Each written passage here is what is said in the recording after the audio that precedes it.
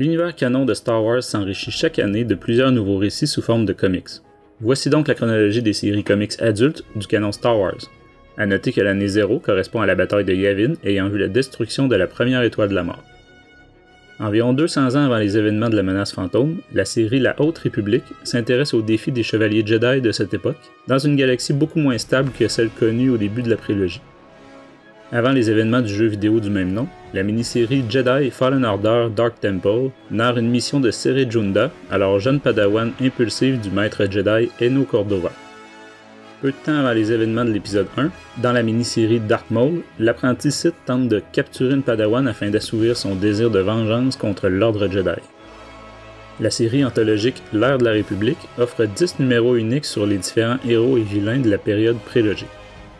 À mi-chemin entre l'épisode 1 et 2, la mini-série Obi-Wan et Anakin raconte une mission du duo alors qu'Anakin remet en question son appartenance à l'ordre. Se déroulant peu de temps après l'attaque des clones, la mini-série Mace Windu Jedi de la République révèle les dilemmes des Jedi tentant de s'adapter à leur nouveau rôle de généraux de l'armée clone. Originellement des scénarios non réalisés de la série de Clone Wars et par conséquent les seuls comics pré-Disney Marvel ayant été gardés dans le canon Star Wars, la mini-série Darth Maul, le fils de Dathomir, relate les événements ayant permis l'évasion de Maul et son retour à la tête de Mandalore entre les saisons 5 et 7 de la série animée. De l'Ordre 66 à la série Rebels, la série Kanan présente comment le jeune Padawan a réussi à survivre à la purge des Jedi. Débutant à la toute fin de la Revanche des Sith, la série Dark Vador, le Seigneur Noir des Sith, décrit les débuts du redoutable Sith dans ce nouvel empire, de la traque des Jedi jusqu'à la construction du château de Mustafar.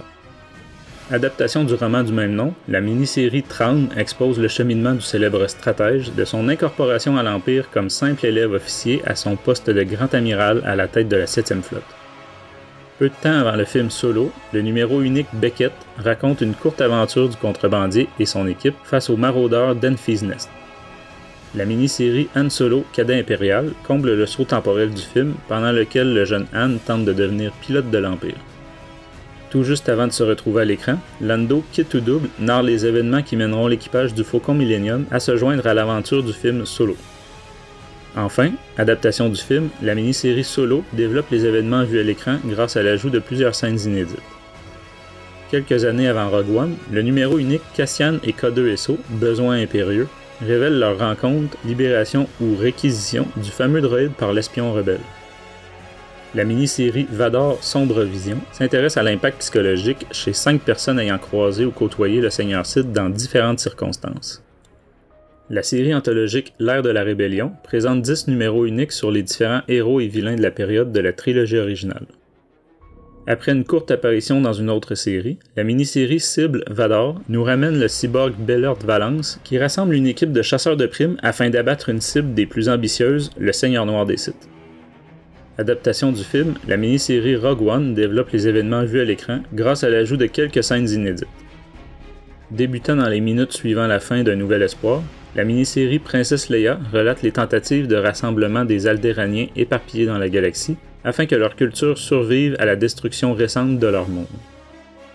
Quelque temps après la bataille de Yavin, la mini-série Chewbacca raconte comment ce dernier s'échappera après s'être écrasé, seul, sur une planète minière impériale.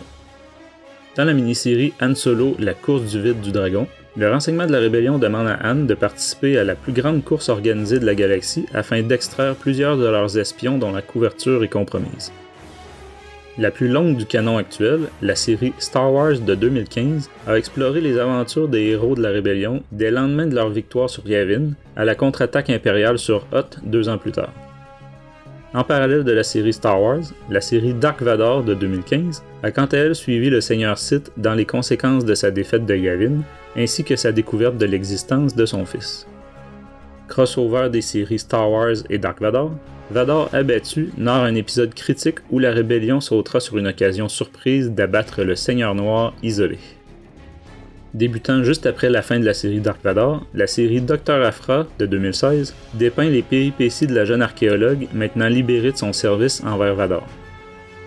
Crossover des séries Star Wars et Dr. Aphra, la Citadelle Hurlante présente une collaboration entre l'archéologue et les héros rebelles sur un monde à l'ambiance horrifique.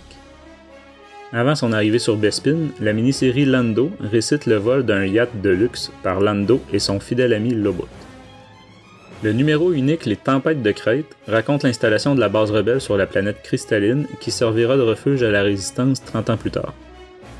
Reprenant au lendemain de l'Empire contre-attaque, la série Star Wars de 2020 développe les aventures des héros rebelles jusqu'au retour du Jedi, notamment les démarches pour aller libérer Han Solo, captif de Jabba. En parallèle, la série Dark Vador de 2020 explore le passé par des rencontres et investigations du Seigneur Sith. Au même moment, la série Dr. Aphra de 2020 relance la chaotique archéologue sur ses éternels rêves de faire fortune grâce aux sites et artefacts du passé.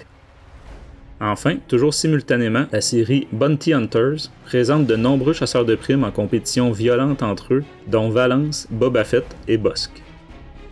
Peu de temps avant le retour du Jedi, la mini-série TIE Fighter nous introduit à l'escadron d'élite impériale Shadow Wing, que l'on retrouvera plus tard comme antagoniste des romans de l'Escadron Alphabet. Débutant à la fin de l'épisode 6, la mini-série Les Ruines de l'Empire narre les combats pour mettre fin au génocide de l'opération Cendre du point de vue des parents rebelles du futur résistant Poe Dameron. Quelques années avant la prélogie, la mini-série L'Ascension de Kylo Ren relate le passage tragique de Ben à l'Académie Jedi de Luke vers Kylo, chef des Chevaliers de Ren. La série anthologique L'Ère de la Résistance offre 10 numéros uniques sur les différents héros et vilains de la période post-logique.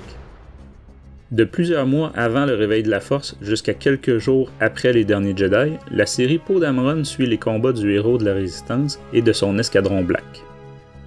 Le numéro unique C3PO, le membre fantôme, s'intéresse à l'épopée de survie d'un groupe de droïdes de la Résistance, expliquant comment 3PO se retrouve avec un bras rouge dans le film suivant. Adaptation de l'épisode 7, la mini-série Le Réveil de la Force développe légèrement les événements du film. Débutant juste avant la destruction de la base Starkiller, la mini-série Capitaine Phasma raconte comment celle-ci a survécu à l'événement et s'est débrouillée pour rejoindre la flotte du Premier Ordre. Pendant ce temps, le numéro unique DJ Ennemi Public numéro 1 nous amène sur Canto Bight et dans ses casinos où l'escroc a ses habitudes. Adaptation de l'épisode 8, la mini-série Les Derniers Jedi explore les événements du film en plus d'offrir quelques scènes complémentaires. Quelque temps après la bataille de Crète, la mini-série Allégeance présente les efforts des quelques survivants afin de rebâtir la résistance.